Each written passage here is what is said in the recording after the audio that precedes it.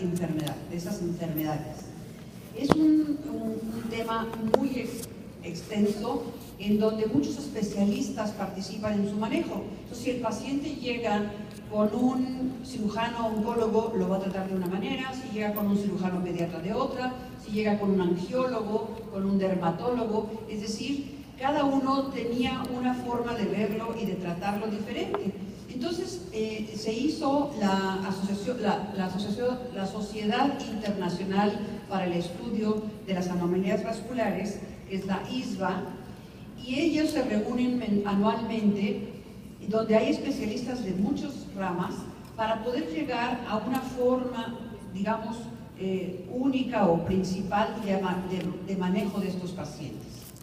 Entonces nosotros en el Instituto Nacional de Pediatría, que es un hospital de especialidades, es un hospital pediátrico, es el más grande que hay en el país, recibimos pacientes de todo el país, de toda la República, y como pueden imaginarse, pues son casos complejos, selectos, son casos que no se pueden manejar en otras instituciones, y por tener tantos pacientes tan diferentes, y que yo veía que iban a tantos especialistas, decidimos crear también una clínica de anomalías vasculares, donde no vemos hemangiomas. Sabemos que los hemangiomas los podemos manejar perfectamente bien los dermatólogos, con propranolol ahora, que es una maravilla, pero las anomalías vasculares son muy complejas, porque depende en dónde está localizada, qué tipo de malformación es, qué órgano afecta, y qué flujo tiene, y entonces de eso va a depender nuestro abordaje como clínicos y nuestro tratamiento. La clínica está conformada por 5 departamentos, que incluyen nuestro departamento de dermatología. Tenemos 2 radiólogos intervencionistas, afortunadamente, porque sin ellos no podríamos hacer nada. Tenemos al cirujano plástico, el cirujano oncólogo y cirujano pediatra, y una enfermera que está muy familiarizada con la patología.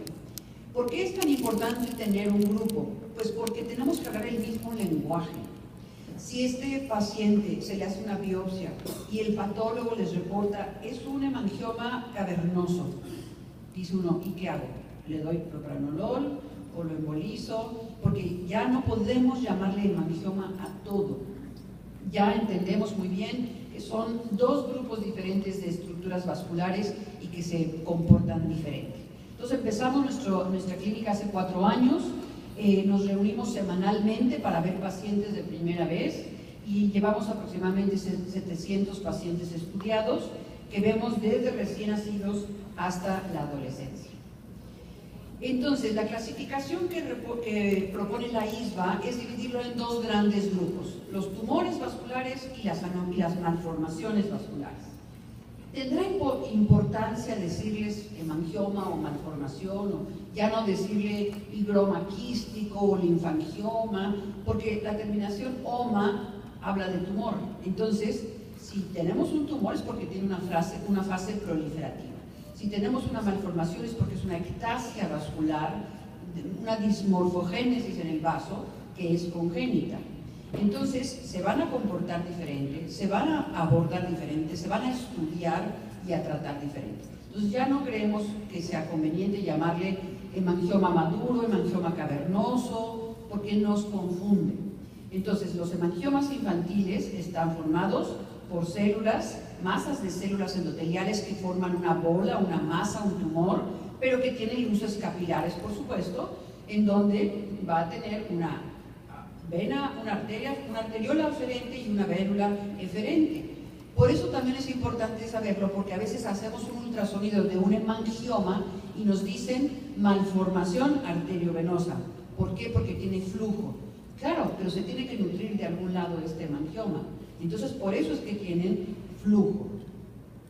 Mientras que las ectasias vasculares pueden estar formadas por muchos tipos de vasos, por capilares, por venas, por arterias, por linfáticos, o la mezcla de todos estos.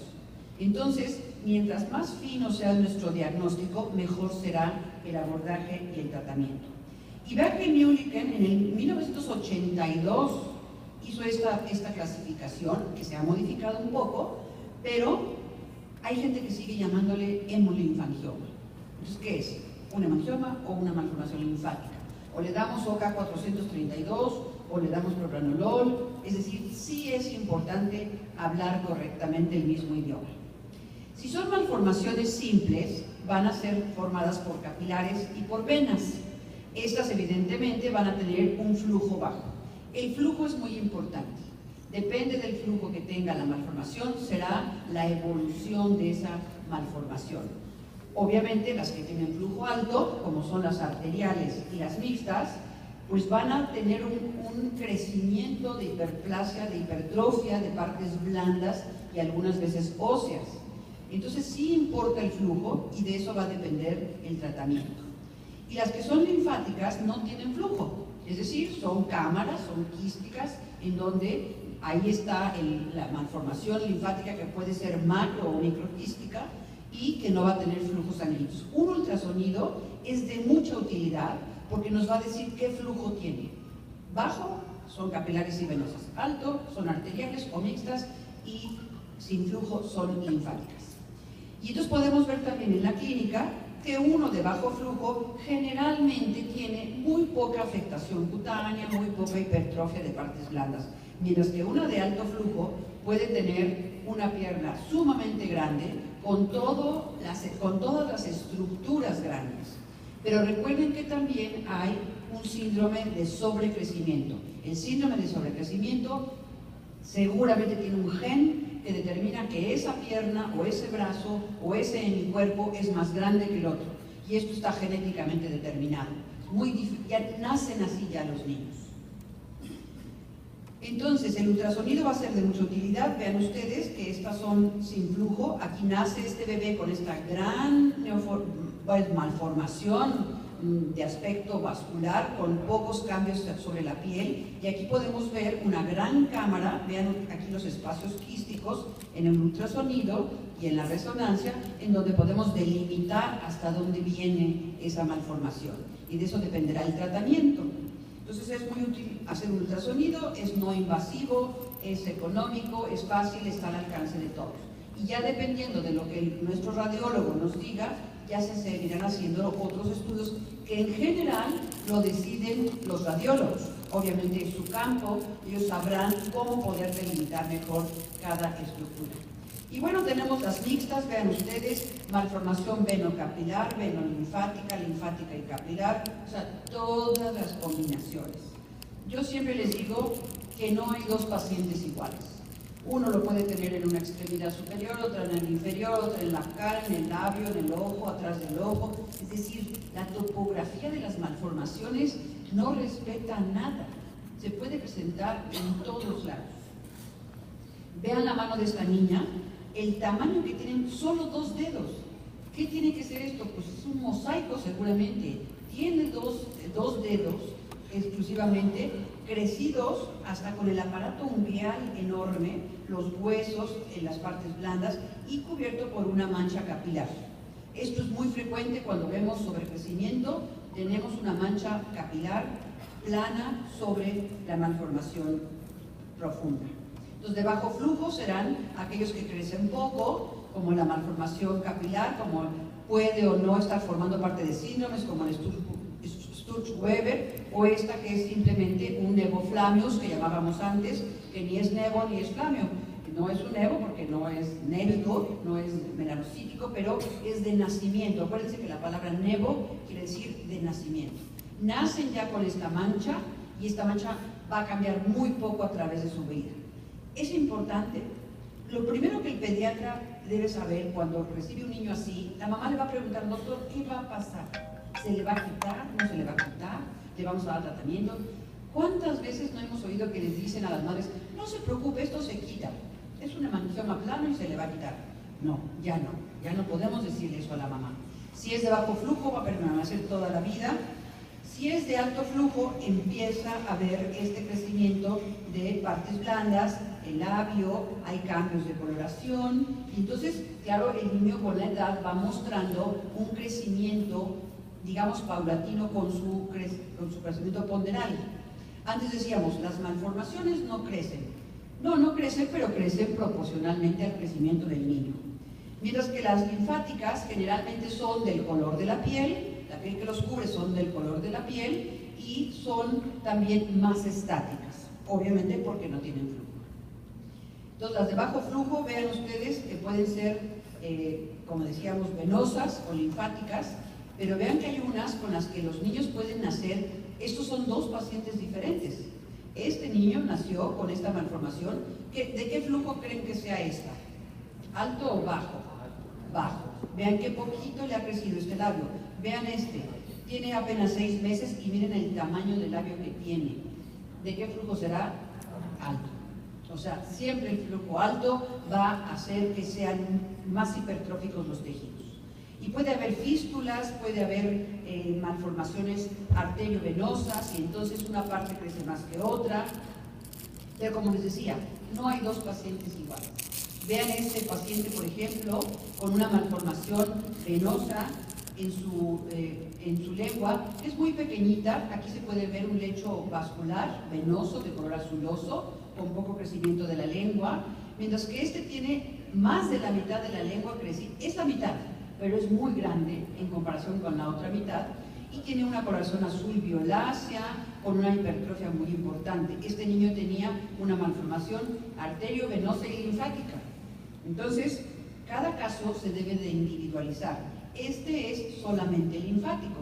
A veces vemos unas pequeñas vesículas sobre la superficie de la piel que pueden ser translúcidas o pueden ser violáceas, porque hay paso de eritrocitos de los capilares normales hacia los linfáticos dilatados, y entonces se ven violáceos.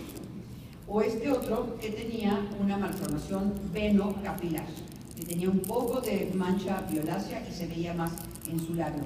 Como les digo, aún en la misma topografía, es increíble la variedad de malformación que puede haber.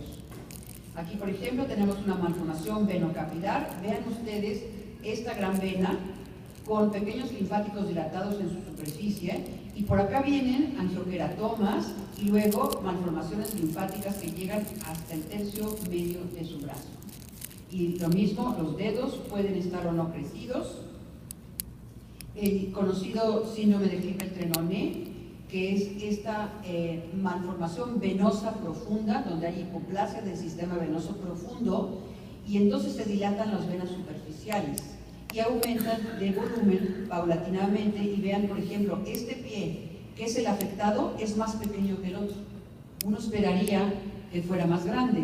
Sin embargo, aquí seguramente está alterando la circulación y los cartílagos de crecimiento y hace que sea más pequeño. Y esta malformación linfática tiene estas vesículas que les decía yo. ¿Ven cómo se ven aquí como agrupadas? Decimos como en racimo de uvas, por este paso de eritrocitos de los capilares hacia los capilares hacia los linfáticos. Y eso se van dilatando poco a poco. Y además tiene la hipertrofia de la piernita. Entonces, ¿qué vamos a hacer con nuestros niños? Ya sabemos que los vamos a clasificar bien, ya tenemos un radiólogo que nos apoya maravillosamente y nos dice qué tipo de malformación tiene. En realidad, él también decide qué tratamiento se hace. Ellos son los expertos en saber cómo cerrar un vaso, cómo obstruir el flujo o cómo detener la circulación para que no siga dilatando otras estructuras. Entonces, se puede hacer láser de anilinas. ¿En qué caso va a servir? Solamente en la mancha capilar, solamente. ¿Por qué? Porque su profundidad es de 1.6 milímetros. ¿A dónde vamos a llegar si solamente vamos a poder cerrar con el láser los capilares de la dermis papilar? No va a llegar más abajo, porque si llegara más abajo, ¿qué pasaba? Dejaba mucha cicatriz. Entonces, ¿para qué le mandamos un láser a un niño con un Klippel-Trenaunay? Si nada más le va a aclarar, pero mínimamente, las lesiones capilares. La escleroterapia se puede hacer de diferentes tipos. Puede ser percutánea, puede ser arterial, por medio de una arteriografía, o puede combinarse con cirugía.